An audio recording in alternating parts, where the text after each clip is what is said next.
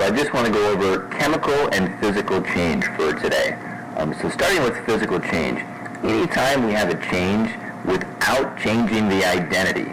So the identity part, I don't have a completely new substance. So no new substances are formed. The stuff that I started with is the same stuff that I end with. So there are plenty of examples like tearing paper, crumpling paper, all those things. The paper doesn't change identity. It's still the same before and after. It might change form, so whether it's shape, mass, size, it can change form, or if I had a liquid, like a water, it could go from a solid liquid to a gas. It can change form, but the identity, that's what you got to make sure to understand, that the identity, what it is, does not change. So there are no new substances with the physical change. And so some examples, and ones that I really want to highlight, are dissolving and state change. So in dissolving, it dissolves in water or some sort of mixture.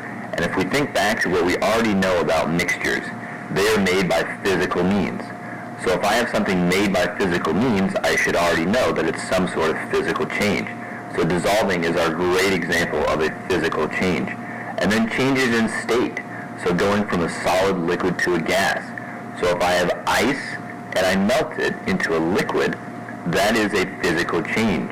And then if I take that same liquid water and I boil it into steam, it's still a physical change. I don't want 8th graders to really miss this one because it's something that is commonly mistaken. Anytime I go from a solid liquid to a gas, so if you see the word melting, boiling, or freezing, that should tip you off that it's still a physical change. It is not chemical.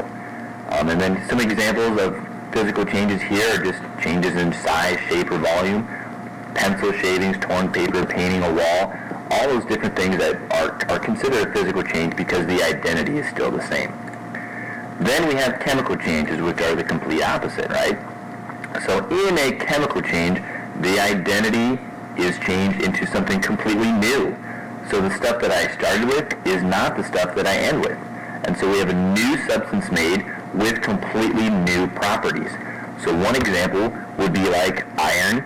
When iron reacts with oxygen, it turns into iron oxide, so it rusts. When that rust happens, then it's no longer the same thing. It's a completely new substance, and it has different properties. So it goes from that nice shiny color to a very dull orange color, and then it has different properties as far as hardness. It goes from being a very strong metal to very, very weak and brittle.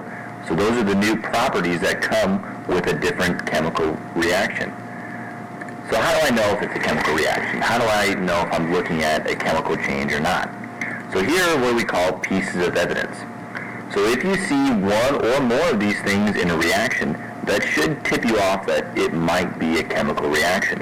So first one is color. Now color is a little trickier, it's a little more than that. If I have a color that is unexpected, so in this example we have a clear liquid and a clear liquid make a pink liquid. Well, we didn't expect that to happen. If I add a clear and clear, I expect a clear liquid to result. Instead I have this pink. So if it's unexpected, does it make sense? Right? So if we had like a blue plus a yellow and then I got a green, well that's something that we'd expect to see. So that wouldn't be considered a chemical change necessarily. So make sure that you understand it's not expected.